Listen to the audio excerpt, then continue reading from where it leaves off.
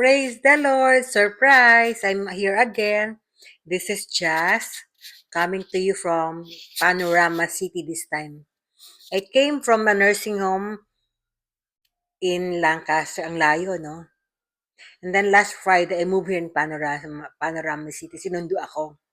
Napakabait ng Diyos. Thank you, Lord, kasi may sumundo sa akin. And they provided of everything. Sabi nga, ask for anything, and sabi nung isang staff, ask daw kung anong gusto ko, then they will provide if they can. Thank you, Lord.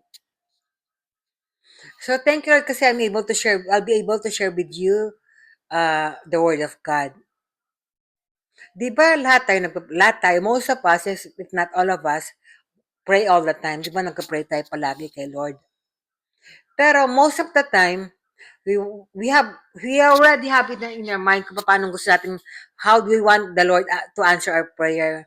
Meron tayong pamamaraan kung paano gusto natin sagutin ni Lord ang ating prayer. Sabi nga, our way, gusto natin nagka-pray tayo, pero gusto natin yung way na gusto natin para sagutin ni Lord ang ating prayer. Pero mga kapatid, that's not how it works, because God works in the different ways. Sabi nga niya sa Isaiah, my thoughts are not your thoughts. My ways are not your ways. So, kung madalas kasi ang sagot ni Lord, parang mga weird, yung parang isipan natin, they don't make sense. Parang inisip mo, bakit ganito sumagot si Lord? Parang hindi naman yata tama yung mga sagot niya. Parang hindi ng solusyon sa aking mga problema. Kasi nga ibang paraan ni Lord. Pag sumagot sa ating mga prayer, iba, hindi yung pamamaraan na gusto natin. What do we have to do? We have to trust God. Sabi nga sa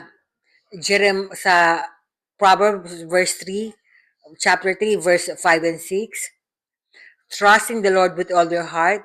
Do not rely on what you think you know. In all your ways, acknowledge God, and He will direct your path. Very clear, mga kapatid, trusting the Lord with all your heart. Do not rely on what you think you know. Kasi most of the time, we rely on what we think.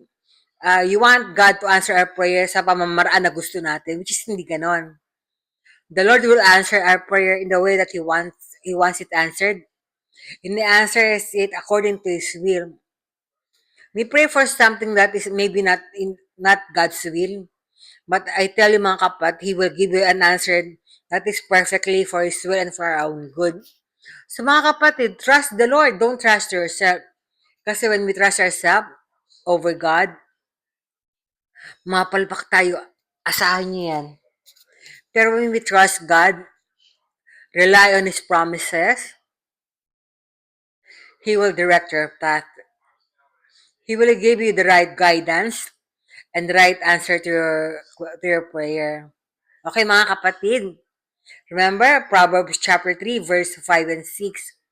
Trusting the Lord with all your heart, and do not rely on what you think you know. In all your ways, acknowledge God, and He will direct your path. That is the sure na sagot ng ating Panginoon. Okay, mga kapatid, until next time, see you again. Maybe tomorrow or maybe on Sunday. Okay, God bless you. We're gonna go to church tomorrow. Glory to God. Mahal kayo ng Panginoong Diyos.